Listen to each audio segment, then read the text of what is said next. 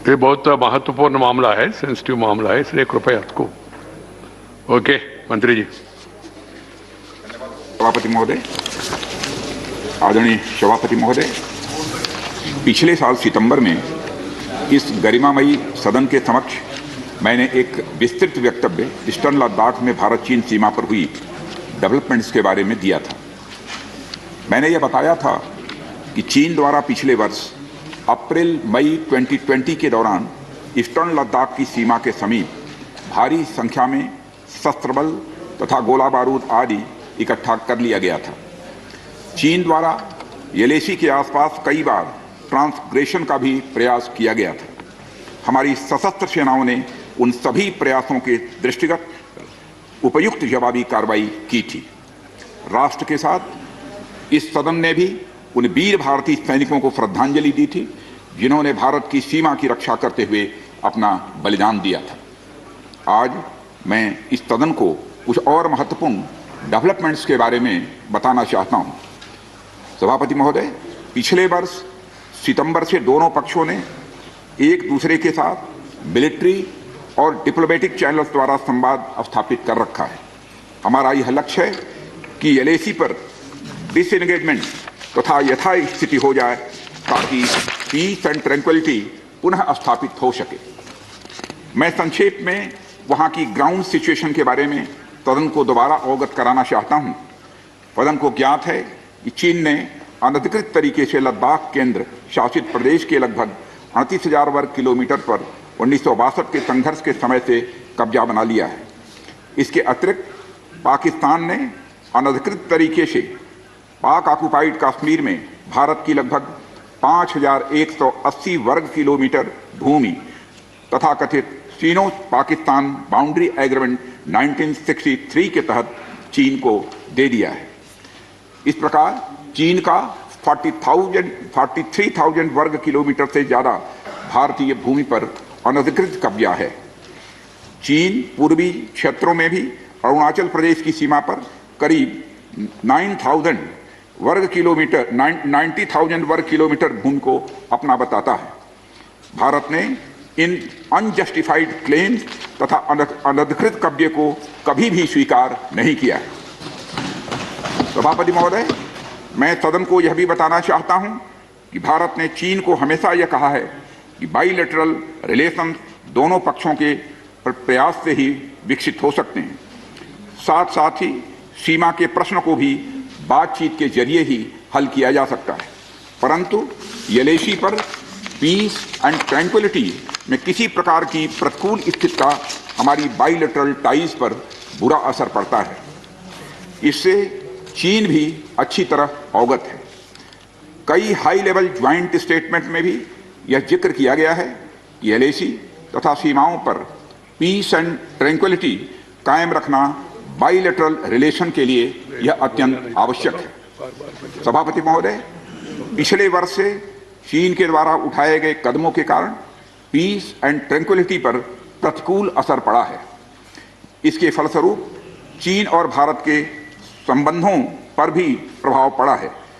उच्च स्तर पर चीन के साथ कई बार बातचीत के दौरान, जिसमें मेरे द्वारा चीनी रक्षा मंत्री के साथ पिछले सितंबर की बैठक और मेरे सहयोगी विदेश मंत्री श्री जयशंकर जी की चीनी विदेश मंत्री के साथ तथा हमारे एनएसए श्री अजीत जी डोभाल की अपने चीनी काउंटर पार्ट के साथ बातचीत शामिल है। हमने स्पष्ट कर दिया है सभापति महोदय कि यह अत्यंत आवश्यक है कि एलएसी के सभी फ्रिक्शन पॉइंट पर डिसएंगेजमेंट किया जाए ताकि पीस एंड ट्रैंक्विलिटी पुनः स्थापित हो सके। सभापति महोदय, पिछले वर्ष मैंने इस सदन को अवगत कराया था कि एलएसी के आसपास ईस्टर्न लद्दाख में कई फ्रिक्शन एरियाज बन गए हैं। चीन ने बड़ी संख्या में सेना एवं गोला बारूद आदि भी एलएसी के आसपास तथा उसके पीछे अपने क्षेत्रों में इकट्ठा कर लिया है। हमारे सशस्त्र सेनाओं द्वारा भी भारत की सुरक्षा की दृष्टि से एडिक्वेट तथा इफेक्टिव काउंटर डिप्लॉयमेंट भी किए गए हैं। मुझे यह बताते हुए सभापति महोदय गर्व महसूस हो रहा है कि भारतीय सेनाओं ने इन सभी चुनौतियों का डटकर सामना किया है सभापति महोदय, तथा अपने शौर्य एवं बहादुरी का परिचय पेंगांग त्सो के साउथ एवं नॉर्थ बैंक पर दिया है। सामरिक दृष्टि से महत्वपूर्ण कई क्षेत्रों को चिन्हित कर हमारी सेनाएं कई पहाड़ियों के ऊपर तथा हमारे दृष्टिकोण से उपयुक्त अन्य क्षेत्रों पर भी मौजूद हैं। भारतीय सेनाएं अत्यंत बहादुरी से लद्दाख की ऊंची दुर्गम पहाड़ियों तथा कई मीटर बर्फ के बीच में भी सीमाओं की रक्षा करते हुए अडिग हैं और इसी कारण हमारा एज बना हुआ है। सभापति महोदय, हमारी सेनाओं ने इस बार भी यह साबित करके दिखाया है कि भारत की संप्रभुता एवं अखंडता की रक्षा करने में वे सदैव हर चुनौती से लड़ने के लिए तत्पर हैं और अनवरत कर रहे हैं। सभापति महोदय, पिछले वर्ष से मिलिट्री एंड डिप्लोमेटिक लेवल पर चीन के साथ हमारा संबंध बना रहा है। इस बातचीत में हमने चीन को यह बताया है कि 3 सिद्धांतों के आधार पर हम इस समस्या का समाधान चाहते हैं। फर्स्ट, दोनों पक्षों द्वारा एलएसी को माना जाए और उसका आदर किया जाए। दूसरा, किसी भी पक्ष द्वारा यूनिलेटरली स्टेटस को बदलने का प्रयास न किया जाए। तीसरा, सभी समझौतों का दोनों पक्षों द्वारा पूर्ण रूप से पालन किया जाए। सभापति महोदय, फ्रिक्शन क्षेत्रों में डिसएंगेजमेंट के लिए भारत का यह मत है कि 2020 की फॉरवर्ड डिप्लॉयमेंट जो एक दूसरे के बहुत नजदीक हैं वे दूर हो जाएं और दोनों सेनाएं वापस अपनी अपनी स्थायी या मान्य चौकियों पर वापस लौट जाएं। सभापति महोदय, बातचीत के लिए हमारी स्ट्रेटेजी तथा अप्रोच माननीय प्रधानमंत्री जी के इस दिशा निर्देश पर आधारित है कि हम अपनी 1 इंच जमीन भी किसी और को नहीं लेने देंगे। हमारे दृढ़ संकल्प का ही यह फल है कि हम समझौते की स्थिति पर पहुंच गए हैं।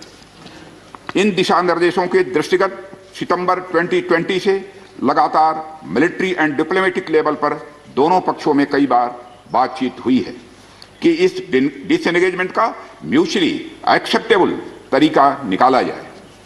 अभी तक सीनियर कमांडर्स के स्तर पर 9 राउंड्स की बातचीत हो चुकी है। राजनयिक स्तर पर भी WMCC यानी working mechanism for consultation and coordination of India China border affair के तहत भी बैठकें होती रही हैं। सभापति महोदय, मुझे सदन को यह बताते हुए खुशी हो रही है कि हमारे इस अप्रोच तथा सस्टेन्ड टॉक्स के फलस्वरूप चीन के साथ पैंगोंग लेक के नॉर्थ एवं साउथ बैंक पर डिसएंगेजमेंट का समझौता हो गया है। और इस बात पर भी सभापति महोदय इस बात पर भी सहमत हो गई है कि पैंगोंग लेक से पूर्व से पैंगोंग लेक से पूर्ण डिसएंगेजमेंट के 48 आवर्स के अंदर सीनियर कमांडर स्तर की बातचीत हो तथा बाकी बचे हुए मुद्दों पर भी हल निकाला जाए। सभापति महोदय, पैंगोंग लेक एरिया में चीन के साथ डिसएंगेजमेंट का जो समझौता हुआ है उसके अनुसार दोनों पक्ष फॉरवर्ड डिप्लॉयमेंट को phased, coordinated and verified manner में हटाएंगे। चीन अपनी सेना की टुकड़ियों को नॉर्थ बैंक में फिंगर 8 के पूरब की दिशा की तरफ रखेगा और इसी तरह भारत भी अपनी सेना की टुकड़ियों को फिंगर 3 के पास अपने permanent base Dhan Singh Thapa post पर रखेगा।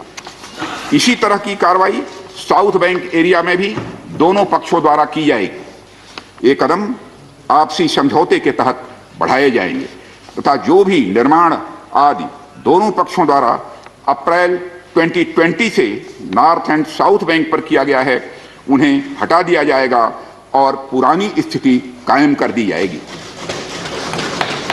सभापति महोदय, यह भी तय हुआ है कि दोनों पक्ष नॉर्थ बैंक पर अपनी सेना की गतिविधियां जिसमें परंपरागत स्थानों की पेट्रोलिंग भी सम्मिलित है को अस्थायी रूप से स्थगित रखेंगे। पेट्रोलिंग तभी शुरू की जाएगी जब सेना एवं राजनयिक स्तर पर यानी डिप्लोमेटिक लेवल पर आगे बातचीत करके समझौता बनेगा। इस समझौते पर कार्रवाई कल से नॉर्थ एंड साउथ बैंक पर प्रारंभ हो गई है। यह उम्मीद है इसके द्वारा पिछले साल के गतिरोध से पहले जैसी स्थिति बहाल हो जाएगी। सभापति महोदय, मैं इस सदन को आश्वस्त करना चाहता हूं इस बातचीत में हमने कुछ भी खोया नहीं है सभापति महोदय। सदन को यह भी जानकारी देना चाहता हूं अभी भी एलएसी पर डिप्लॉयमेंट तथा पेट्रोलिंग के बारे में कुछ आउटस्टैंडिंग इश्यूज बचे हुए हैं। इन पर हमारा ध्यान आगे की बातचीत में रहेगा। दोनों पक्ष इस बात पर सहमत हैं कि बाइलेटरल एग्रीमेंट्स तथा प्रोटोकॉल के तहत पूर्ण डिसएंगेजमेंट जल्द से जल्द कर लिया जाए। अब तक की बातचीत के बाद चीन भी देश की संप्रभुता की रक्षा के हमारे संकल्प से पूरी तरह और अच्छी तरह अवगत है। हमारी यह भी अपेक्षा है कि चीन द्वारा हमारे साथ मिलकर बचे हुए मुद्दों को हल करने का पूरी गंभीरता के साथ प्रयास किया जाएगा। सभापति महोदय, मैं इस सदन से आग्रह करना चाहता हूं कि मेरे साथ संपूर्ण सदन हमारी आर्म्ड फोर्सेस की इस विषम एवं भीषण बर्फबारी की परिस्थितियों में भी शौर्य और वीरता के प्रदर्शन की भूरी भूरी प्रशंसा करे। और सभापति महोदय, मैं ये कहना चाहता हूं कि जिन शहीदों के शौर्य और पराक्रम की नींव पर यह डिसएंगेजमेंट आधारित है, उन्हें देश सदैव याद रखेगा।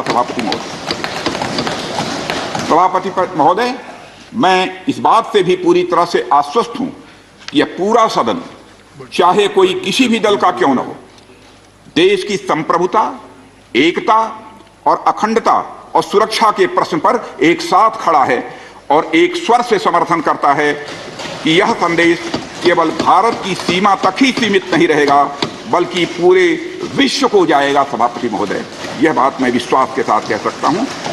धन्यवाद सभापति महोदय। जय हिंद। धन्यवाद। Thank you, Defense Minister. We will be going to discuss budget. Mr. तो केंद्रीय रक्षा मंत्री राजनाथ सिंह भारत चीन सीमा विवाद को लेकर संसद में अपना बयान दे रहे थे और इस दौरान उन्होंने कई मसलों का जिक्र किया है। राजनाथ सिंह ने कहा कि भारत ने स्पष्ट किया है कि एलएसी में बदलाव न हो और दोनों देशों की सेनाएं अपनी अपनी जगह पहुंच जाएं। हम अपनी 1 इंच जगह भी किसी को नहीं देंगे। राजनाथ ने ऐलान किया है कि पैंगोंग के नॉर्थ और साउथ बैंक को लेकर दोनों देशों में समझौता हुआ है और सेनाएं पीछे हटेंगी।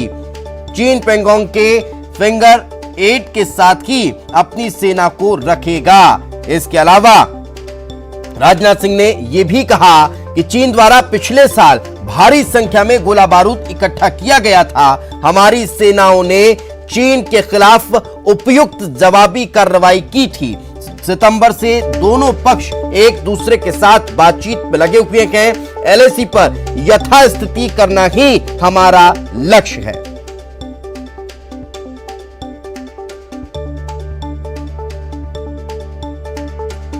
तो रक्षा मंत्री ने यह भी कहा कि चीन ने 1962 के वक्त से ही काफी हिस्से पर कब्जा किया है। भारत ने चीन को बॉर्डर के हालात का रिश्तों पर असर पड़ने की बात कही है। तो साथ ही साथ उन्होंने इस बात को भी स्पष्ट कर दिया है कि अब ये समझौता अलग अलग दौर की बातचीत में हो चुका है कि चीन अपनी सेना को पीछे हटाएगा और भारत भी अपनी स्थिति पे जहां रहता है वहीं रहेगा। रक्षा मंत्री राजनाथ सिंह ने इस बात का भी ऐलान किया कि भारत चीन ने दोनों ने तय कर लिया है कि अप्रैल 2020 से पहले ही स्थिति को लागू किया जाएगा। जो निर्माण अभी तक किया गया है उसे हटा दिया जाएगा। जिन जवानों ने अपनी जान इस दौरान गंवाई है उन्हें देश हमेशा सलाम करेगा। पूरा सदन देश की संप्रभुता के मुद्दे पर एक साथ खड़ा है।